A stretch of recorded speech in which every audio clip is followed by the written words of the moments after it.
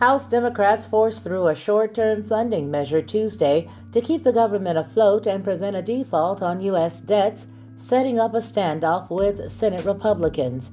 In a 220 to 211 party line vote, House Speaker Nancy Pelosi secured passage of the bill after tying it to disaster aid and increased funding for Afghan refugees resettlement. Quote, "It is essential that we keep the government open," close quote, said Pelosi.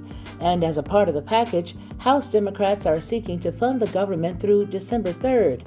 The federal funding is officially set to run out on September 30th, the deadline to pass an annual budget, which Congress will miss again this year. Nancy Pelosi's bill also suspends the federal debt ceiling until December of 2022, and Democrats say that suspending the cap on how much the government can borrow to pay for things like the bureaucratic salaries as well as Social Security is needed to prevent the economy from cratering.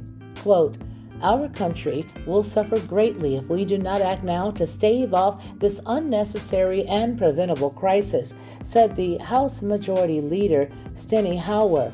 Despite passing the House, the stopgap funding bill faces long odds in the Senate because Nancy Pelosi insisted on including the debt ceiling suspension. Republicans have long ruled out providing the votes necessary to ensure any debt ceiling hike overcomes the Senate's 60-vote filibuster threshold.